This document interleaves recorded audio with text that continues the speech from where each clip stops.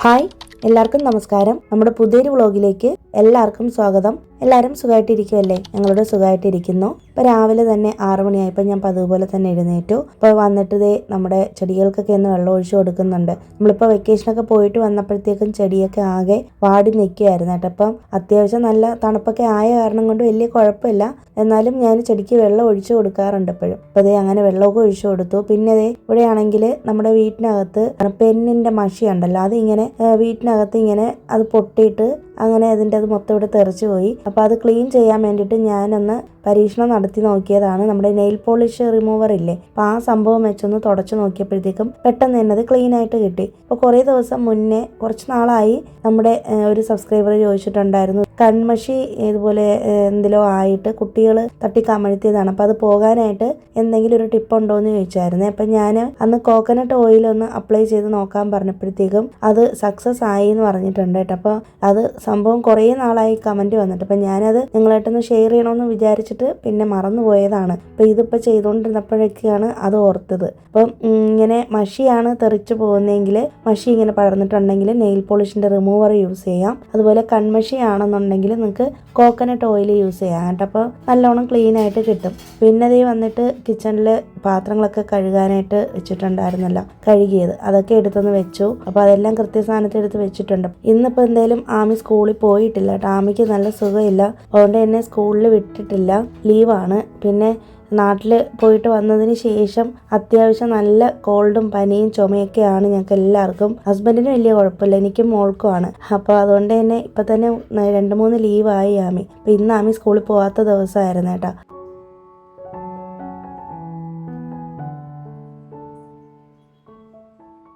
ഞാൻ എൻ്റെ ഹസ്ബൻഡിനെ കുടിക്കാനുള്ളൊരു മോർണിംഗ് ഡ്രിങ്ക് ഒരു സൈഡിൽ തയ്യാറാക്കുന്നുണ്ട്. അത് പട്ടയും ഇഞ്ചിയും വെളുത്തുള്ളിയും കൂടി ചതച്ചിട്ടിട്ട് 1.5 ഗ്ലാസ് വെള്ളത്തിലിട്ട് തിളപ്പിച്ച് അതൊരു 1 ഗ്ലാസ് വെള്ളമാക്കി മാറ്റണം. അത് കഴിഞ്ഞിട്ട് ലാസ്റ്റ് അതിലേക്ക് ഒരു 1/2 ലെമൺ കട്ട് ചെയ്ത് ഇട്ടിട്ട് അരിച്ച് ഒഴിച്ച് തേനും കൂടെ ചേർത്ത് കുടിക്കുകയാണെങ്കിൽ വെയിറ്റ് ലോസിന് നല്ലതാണെന്ന് കേട്ടിട്ടുണ്ട്. അപ്പോൾ നമ്മളിത് കുറേ കാലമായിട്ട് ചെയ്യുന്നതാണ് കേട്ടോ. പക്ഷേ ഇത് കണ്ടിന്യൂസ് ആയിട്ട് അങ്ങനെ കുടിക്കത്തില്ല. എന്തെങ്കിലും അസുഖമൊക്കെ ഉള്ളവരാണെങ്കിൽ അത് കുടിക്കണ്ട. അപ്പോൾ അങ്ങനെ ഒരു ഡ്രിങ്ക് ഞങ്ങൾ ചെയ്യാറുണ്ട്. ഒരു 15 ദിവസമൊക്കെ കണ്ടിന്യൂസ് ആയിട്ട് ചെയ്യും. പിന്നെ അതായിട്ട് സ്റ്റോപ്പ് ചെയ്യും, എന്നിട്ട് വേറെ എന്തെങ്കിലും ഡ്രിങ്ക് കുടിക്കും. ഞാൻ നമ്മുടെ ചിയ സീഡിൽ ലെമൺ ഇട്ടിട്ടുള്ള ആ സംഭവമാണ് ചെയ്യുന്നത്. പിന്നെ ഹണി നമ്മളുടെ അടുത്ത് ഇരിപ്പുണ്ട്, പുതിയ നല്ല നാട്ട് ഹണി ഉണ്ടല്ലോ, കാട്ടിലെ തേന്, അത് മേടിച്ചുകൊണ്ട് വന്നിട്ടുണ്ട് നമ്മൾ വാഗമണിൽ പോയപ്പോഴത്തേക്കും. അപ്പോൾ ഇത് വെയിറ്റ് ലോസിനൊക്കെ നല്ലത് തന്നെയാണ്, ഒറിജിനൽ തേനാണ്. അപ്പോൾ ഇത് 650 ഗ്രാമിന് 740 രൂപയാണ്. അപ്പോൾ നമുക്കതിൻ്റെ ടേസ്റ്റ് അറിയാമല്ലോ, നമുക്കത് നല്ല ഹണിയാണെന്നുണ്ടെങ്കിൽ ഒരു പ്രത്യേക രുചിയായിരിക്കുമല്ലോ. അപ്പോൾ അതുകൊണ്ട് മനസ്സിലായി ഇത് ഒറിജിനൽ ആണ് എന്നുള്ളത്. ചെറുതേനല്ലാന്ന് തോന്നുന്നു കേട്ടോ. ചെറുതേനാണെങ്കിൽ ഇതിൽ നിന്നും റേറ്റ് ആവും, മറ്റേ വലിയ തേനീച്ചയുടെ തേനാണെന്നാണ് എനിക്ക് തോന്നുന്നത്. അപ്പോൾ എന്തായാലും ഇപ്പോൾ ഇത് വെച്ചിട്ടാണ് നമ്മൾ ഇതുപോലെ വെയിറ്റ് ലോസ് ഡ്രിങ്ക് കുടിക്കുന്നത് കേട്ടോ. അപ്പം ഞാൻ ചിയ സീഡിനകത്ത് കുറച്ച് ലെമൺ കട്ട് ചെയ്തിട്ടിട്ട് അതൊന്ന് ലെമൺ എടുത്ത് മാറ്റിയതിന് ശേഷം അതിനകത്ത് ഹണി മിക്സ് ചെയ്തിട്ടാണ് കുടിക്കുന്നത്. അപ്പം ഞാനിത് ഇടയ്ക്കിടയ്ക്ക് കുടിക്കാറുള്ളതാണ്.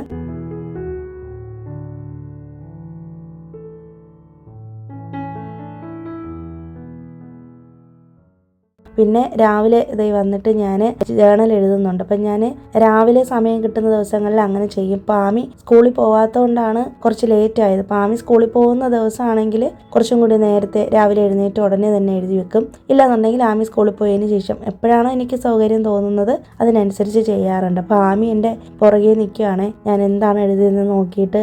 അപ്പോൾ അവൾ എൻ്റെ ഡയറി എടുത്ത് നോക്കാറുണ്ട്, ഞാൻ സമ്മതിക്കത്തില്ല. പക്ഷെ ഞാൻ പറഞ്ഞു കൊടുക്കുക എങ്ങനെയാണ് എഴുതേണ്ടതെന്ന്. അങ്ങനെ എന്നോടൊപ്പം വന്ന് കുസൃതി കാണിച്ചുകൊണ്ടിരിക്കും. പിന്നെ ഒന്ന് പ്രെയർ ചെയ്തിട്ടാണ് ഞാൻ എഴുന്നേൽക്കുന്നത് അവിടെ നിന്ന്. ഇപ്പോൾ ഞാൻ പറഞ്ഞില്ലേ, ഇങ്ങനെ നമ്മുടെ അവിടെ ഒരു മരണം സംഭവിച്ചത് കൊണ്ട് ഞങ്ങൾക്കിപ്പോൾ ക്ഷേത്രത്തിൽ പോകാനും അതുപോലെ തന്നെ വീട്ടിൽ വിളക്ക് വയ്ക്കാനൊന്നും പറ്റുന്നില്ല കേട്ടോ. അപ്പോൾ 16 ദിവസത്തെ ചടങ്ങ് കഴിഞ്ഞാലേ നമുക്ക് ക്ഷേത്രത്തിലൊക്കെ പോകാൻ പാടുള്ളൂ. അപ്പോൾ അതുകൊണ്ട് തന്നെ എനിക്കിപ്പോൾ പ്രെയർ ചെയ്യാനും വീട്ടിൽ വിളക്ക് വയ്ക്കാനും പറ്റാത്തതുകൊണ്ട് ഭയങ്കര വിഷമമാണ്. അപ്പോൾ അതുകൊണ്ട് തന്നെ ഞാൻ ഈ ജേണൽ എഴുതുന്ന കൂട്ടത്തിൽ പ്രെയറും കൂടെ ചെയ്യാറുണ്ട്. പിന്നെ നമുക്ക് ഇന്ന് ഓയിസ്റ്ററിൻ്റെ ഈ ഒരു മഷ്റൂം കിട്ടിയിട്ടുണ്ട് കേട്ടോ. അപ്പോൾ ഇത് നമ്മുടെ മറ്റേ ബട്ടൺ മഷ്റൂമിനേക്കാളും നല്ലതാണെന്നാണ് പറയുന്നത്. അപ്പോൾ അതൊന്ന് മഷ്റൂം മസാല ചെയ്യാമെന്ന് കരുതി സിമ്പിളായിട്ടാണ് ചെയ്യുന്നത് കേട്ടോ. ഉള്ളി ഒന്ന് വഴറ്റിയിട്ട് നമ്മുടെ ഈ ഒരു മഷ്റൂം ഇട്ടിട്ട് നന്നായിട്ടൊന്ന് വേവിച്ചെടുത്തതിന് ശേഷം ഈസ്റ്റേണിൻ്റെ ഗരം മസാല അത് ഇട്ടിട്ട് നന്നായിട്ടൊന്ന് മിക്സ് ചെയ്തെടുക്കും, അത്രയേ ഉള്ളൂ. തക്കാളിയൊന്നും ഞാൻ ചേർത്തിട്ടില്ല. പിന്നെ ഞാനിപ്പോൾ റീസെൻ്റായിട്ട് ഈ ഒരു റൈസ് ബ്രാൻ ഓയിലാണ് ഉപയോഗിക്കുന്നത്. അപ്പോൾ ഇത് കുറേ നാളായിട്ട് മാറ്റണമെന്ന് വിചാരിക്കുന്നുണ്ട് കേട്ടോ. നമ്മുടെ മറ്റേ സൺഫ്ലവർ ഓയിൽ, അപ്പോൾ റൈസ് ബ്രാൻ ഓയിലിൽ ഭയങ്കര റേറ്റാണ്. ഈ ഒരു പാക്കറ്റ് തന്നെ എനിക്ക് തോന്നുന്നു 240-50 രൂപയാണ്. നല്ല റേറ്റാണ്. അപ്പോൾ അതുകൊണ്ട് തന്നെ വളരെ സൂക്ഷിച്ചാണ് ഞാൻ ഉപയോഗിക്കുന്നത്. അപ്പോൾ അതേ മഷ്റൂം മസാല ഞാൻ ഇതിന് മുന്നേയും ഡീറ്റെയിൽ ആയിട്ട് പറഞ്ഞിട്ടുള്ളത് കൊണ്ട് ഇപ്പോൾ എന്തായാലും ഡീറ്റെയിൽ ആയിട്ട് പറയുന്നില്ല. ശരിക്കും ഞാനിപ്പോൾ ഇത് ഉണ്ടാക്കിയതിൻ്റെ കാരണം തലേ ദിവസത്തെ ബിരിയാണി മേടിച്ചത് ഇരിപ്പുണ്ടായിരുന്നു. അപ്പോൾ അതൊന്ന് ചൂടാക്കണം. അതിൻ്റെ കൂടെ ഉച്ചക്കലത്തെ സൈഡ് ഡിഷിന് വേണ്ടിയിട്ടാണ് ഇത് ഉണ്ടാക്കുന്നത്. പിന്നെ നമുക്കിതൊന്ന് ഗ്രോസറി പർച്ചേസ് ചെയ്യാനായിട്ട് പോകേണ്ടതായിട്ടുണ്ട്. അപ്പോൾ അതുകൊണ്ട് തന്നെ അതിൻ്റെ കുറച്ച് തിരക്കിലാണ്. അപ്പോൾ അതുകൊണ്ട് രാവിലെ തന്നെ എല്ലാം റെഡിയാക്കി വെച്ചിട്ട് പോകാമെന്ന് കരുതി കേട്ടോ. അപ്പോൾ ഞങ്ങൾ ഗ്രോസറിയൊക്കെ എടുത്തുകൊണ്ട് വരാം. അപ്പോൾ അതിനിടയിൽ നമുക്ക് കുറച്ച് കാര്യങ്ങൾ സംസാരിക്കാം. അപ്പോൾ നമുക്ക് കുറേ ദിവസം മുന്നേ രമ്യ വിനീഷ് എന്ന് പറഞ്ഞിട്ടൊരു സഹോദരി കമൻറ്റ് ചെയ്തിരുന്നു, വീട്ടമ്മമാരുടെ ആങ്സൈറ്റി കുറയ്ക്കാനുള്ള ടിപ്സ് പറയാമോന്ന്. അപ്പോൾ ശരിക്കും പറഞ്ഞാൽ ഈ വീഡിയോസൊക്കെ ഞാൻ നേരത്തെ ചെയ്യേണ്ടതായിരുന്നു കേട്ടോ. പക്ഷേ നമ്മുടെ ഇടയിൽ ട്രാവൽ പോയത് കൊണ്ടാണ്, ട്രിപ്പിന് പോയോണ്ടാണ് ഇതൊന്നും പറയാൻ പറ്റാതായി പോയത്. അപ്പോൾ ഹോം മേക്കേഴ്സിൻ്റെ ആങ്സൈറ്റി എന്ന് പറയുന്ന വേർഡ് തന്നെ ഉത്കണ്ഠ എന്നാണല്ലേ. അപ്പോൾ അത് വളരെ കോമൺ ആയിട്ടുള്ളൊരു കാര്യമാണ്. ഇപ്പോൾ എനിക്കും ഉള്ള സംഭവം തന്നെയാണ്. ഇപ്പോൾ ആങ്സൈറ്റി അല്ലെങ്കിൽ ഉത്കണ്ഠ എന്നൊക്കെ പറയുന്നത് അറിയാമല്ലോ. നമുക്ക് ചില കാര്യങ്ങളിൽ അമിതമായിട്ടുള്ള ചിന്തകൾ കൊണ്ട് അല്ലെങ്കിൽ ഓവർ തിങ്കിങ് കാരണം നമ്മളിങ്ങനെ ഓരോന്ന് ചിന്തിച്ച് കൂട്ടും അല്ലേ. ചില കാര്യങ്ങൾ വരാൻ പോകുന്ന കാര്യങ്ങളെക്കുറിച്ചൊക്കെ നമുക്കൊരു ഭയമായിരിക്കും ഉള്ളിൽ. ചിലപ്പോൾ അങ്ങനെയൊന്നും കാണത്തേയില്ല, പക്ഷെ നമ്മുടെ മനസ്സിൻ്റെ തോന്നലുകളായിരിക്കാം. അപ്പോൾ ഇതൊരു കോമൺ ആയിട്ടുള്ളൊരു സംഭവമാണ്. എസ്പെഷ്യലി വീട്ടമ്മമാരിൽ ഇത് കുറച്ച് കൂടുതൽ ഉണ്ടാവാനുള്ളൊരു കാരണം തന്നെ നമ്മളിങ്ങനെ വീട്ടിലെ കാര്യങ്ങളും നമ്മൾ പുറം ലോകമായിട്ട് വലിയ ബന്ധമില്ലാതെ ജീവിക്കുമ്പോഴാണ് ഇതുണ്ടാവുന്നത്. അപ്പോൾ നമുക്ക് എങ്ങനെയാണ് ആങ്സൈറ്റി കുറയ്ക്കാൻ പറ്റുന്നത്, എന്തുകൊണ്ടാണ് ഇത് വരുന്നത് എന്നൊക്കെ നമുക്ക് നോക്കാം. അപ്പോൾ കൂടുതലായിട്ടും നമുക്ക് വീട്ടിലെ കാര്യങ്ങൾ ഒരുപാട് നമ്മുടെ വീട്ടുപണികളെല്ലാം ചെയ്ത് നമുക്ക് ഹെക്റ്റിക്കായിട്ട് നമ്മൾ ജോലികൾ ചെയ്യുമ്പോഴാണ് നമ്മുടെ ബ്രെയിനൊരു റെസ്റ്റ് കാണത്തില്ലല്ലേ. അപ്പോൾ നമുക്ക് പെട്ടെന്ന് ചെറിയ കാര്യങ്ങൾ വരുമ്പോഴും നമുക്കൊരു ഉത്കണ്ഠ തുടങ്ങും. അതുപോലെ തന്നെ ഇമോഷണലി ലോഡ് ആവുന്ന സമയത്ത്, ഒരുപാട് പ്രയാസങ്ങൾ ഉണ്ടാകുന്ന സമയത്ത്, അല്ലെങ്കിൽ നമ്മൾ ഒരുപാട് മറ്റുള്ള കാര്യങ്ങളിൽ വിഷമിച്ചിരിക്കുന്ന സമയത്തൊക്കെയാണ് നമുക്ക് ആങ്സൈറ്റി ഉണ്ടാവാറുള്ളത്. അതുപോലെ തന്നെ നമുക്ക് പേഴ്സണൽ ഡൗൺ ടൈം എന്നൊരു അവസ്ഥ എല്ലാ മനുഷ്യർക്കും ഉണ്ടാകുന്നതാണല്ലേ. എപ്പോഴും നമുക്ക് ഹാപ്പി ആയിട്ടും പോസിറ്റീവായിട്ട് ഇരിക്കാൻ പറ്റത്തില്ലല്ലോ. ചില സമയത്ത് നമ്മളങ്ങ് ഡൗൺ ആയി പോകും. അത് ചിലപ്പോൾ നമുക്ക് റീസൺ അറിയാമായിരിക്കും, ചിലപ്പോൾ റീസൺ അറിയത്തില്ലായിരിക്കും. അപ്പോൾ ഇത്തരം സാഹചര്യങ്ങളിലാണ് കൂടുതലായിട്ടും ആങ്സൈറ്റി ഒരു വ്യക്തിക്ക് ഉണ്ടാകുന്നത്. അപ്പോൾ ഇതിന് വേണ്ടിയിട്ട് നമ്മൾ എങ്ങനെയാണ് ഇത് കുറയ്ക്കാനുള്ള ടിപ്സ് നമുക്ക് നോക്കാം. അതിന് ഫസ്റ്റ് തന്നെ വേണ്ടത് daily mind and emotional care വേണം. അതായത് നമ്മുടെ മനസ്സെന്ന് പറയുന്നത് നമ്മൾ വിചാരിക്കുന്നിടത്ത് പിടിച്ചു നിർത്താനായിട്ട് നമ്മളെ കൊണ്ട് പറ്റണം. ചില സമയത്ത് നമ്മളെ കൊണ്ട് അതിന് പറ്റത്തില്ലല്ലേ. നമ്മുടെ മനസ്സ് നമ്മൾ പിടിച്ചെടുത്ത് നിൽക്കത്തില്ല. അപ്പം അതുകൊണ്ട് തന്നെ നമ്മൾ നമ്മുടെ മനസ്സിനെ ഒന്ന് പറഞ്ഞ് മനസ്സിലാക്കിക്കണം. എല്ലാത്തിനും ഒരു പരിഹാരമുണ്ട്, എല്ലാ വിഷമങ്ങളും മാറും എന്ന് നമ്മളെ മനസ്സിനെ പറഞ്ഞ് ബോധ്യപ്പെടുത്തുക. അതുപോലെ തന്നെ ഇപ്പോൾ എസ്പെഷ്യലി വീട്ടമ്മമാരാണെന്നുണ്ടെങ്കിൽ ഒരുപാട് പെർഫെക്ഷനിസം നോക്കാനായിട്ട് നിൽക്കരുത് കേട്ടോ. നമ്മളെ കൊണ്ട് പറ്റുന്ന പോലെ ജോലികൾ ചെയ്യുക, പറ്റാത്ത പണികൾ അവിടെ ഇട്ടേക്കുക.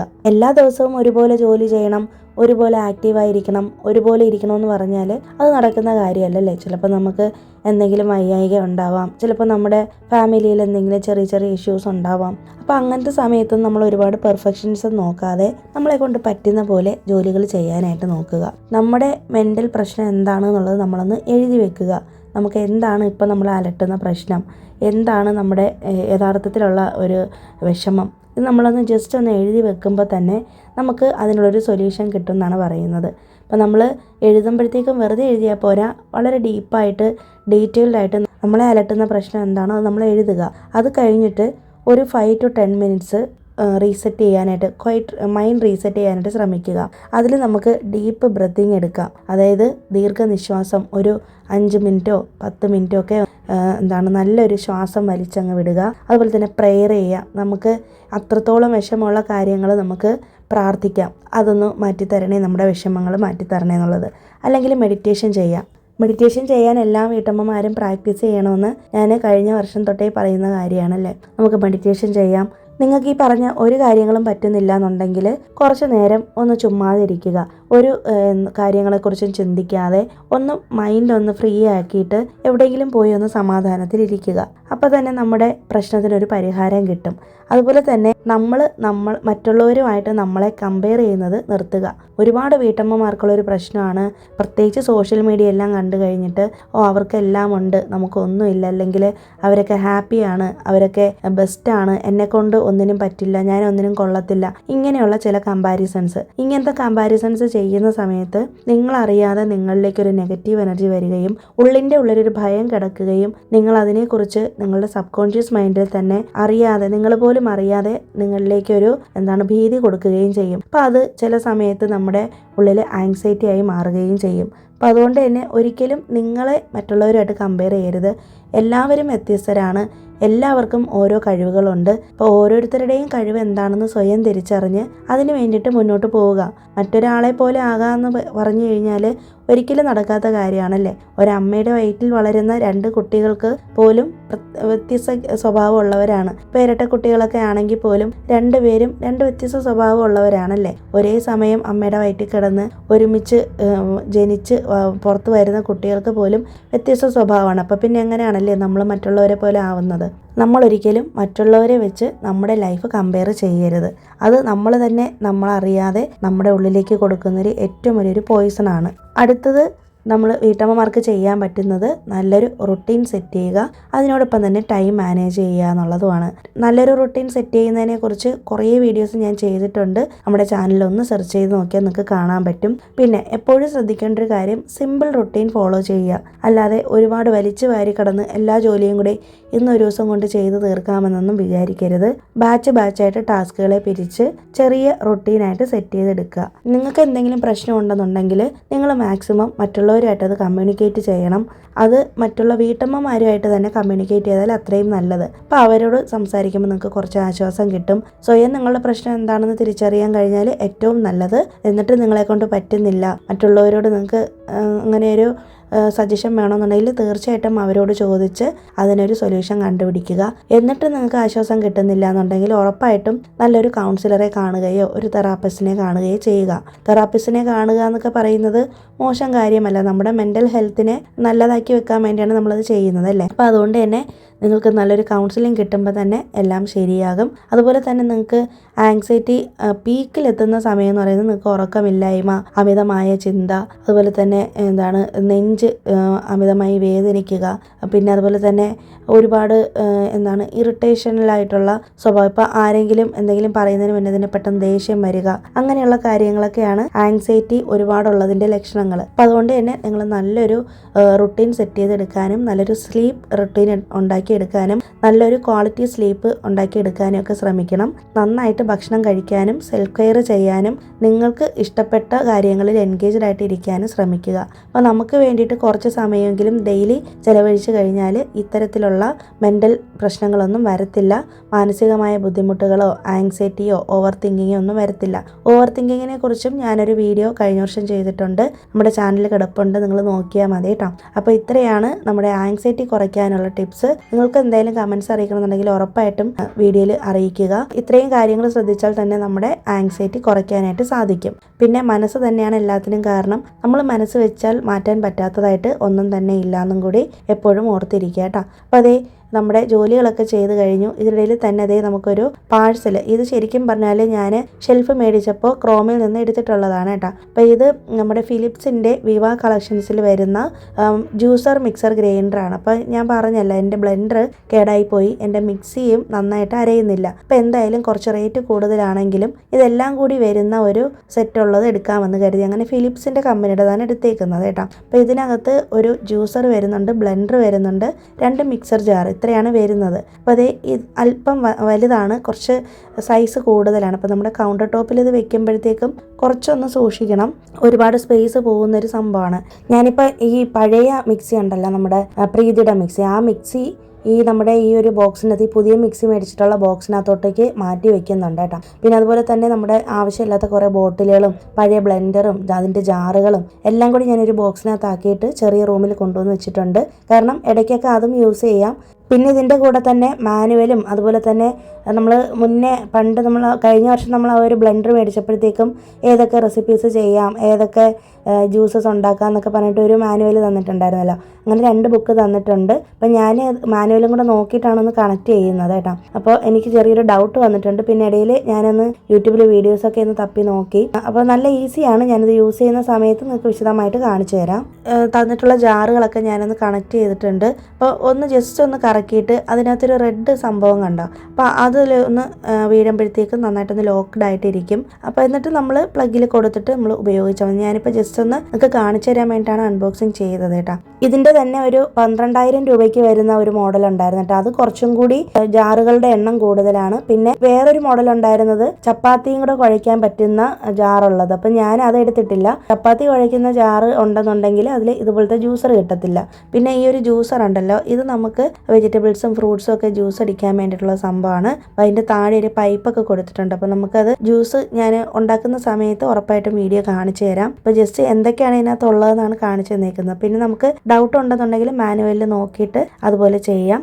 പിന്നെ താഴെ ഒരു പൈപ്പ് വെച്ചേക്കുന്നത് നമ്മൾ ജ്യൂസ് അടിച്ചെടുത്ത് അതിൻ്റെ ജ്യൂസ് നമുക്ക് എടുക്കാൻ വേണ്ടിയിട്ട് ഒരു ഗ്ലാസ് കപ്പോ എന്തെങ്കിലും വെച്ച് കൊടുക്കണം. അതിലേക്ക് നമുക്ക് ജ്യൂസ് ഇങ്ങനെ എക്സ്ട്രാക്ട് ചെയ്ത് എടുക്കാനായിട്ട് പറ്റും കേട്ടോ. അപ്പോൾ എനിക്ക് നല്ല യൂസ്ഫുള്ളായിട്ട് തോന്നി.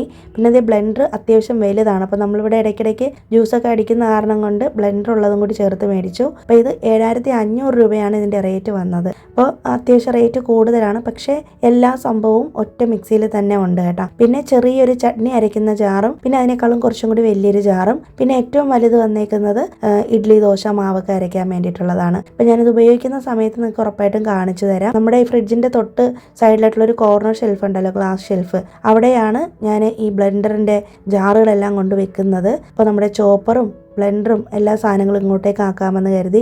കുറച്ച് ദിവസം മുന്നേ എനിക്ക് ആരോ കമൻ്റ് ഇട്ടിരുന്നു ഇതുപോലെ ഈ ഷെൽഫ് ഇരിക്കുന്നതിൻ്റെ ഇവിടെ ഈ ഒരു ഗ്ലാസ് ഷെൽഫിൽ എന്തെങ്കിലും ഒരു ഫ്ലവർ വേസ് വെച്ചാൽ കുറച്ചും കൂടി നന്നാവുമെന്ന്. അപ്പോൾ ഞാൻ എന്തായാലും അത് ഇത്തവണ ചെയ്യാമെന്ന് കരുതി കേട്ടോ. ചെറിയൊരു ഫ്ലവർ വേസും കൂടി എടുത്ത് വെച്ച് കൊടുത്തിട്ടുണ്ട്, ഈ ഗ്രീൻ കളറിലുള്ളത്. അപ്പോൾ അത് ഇവിടെയാണ് നമ്മുടെ എല്ലാ സെറ്റപ്പും ചെയ്തേക്കുന്നത്.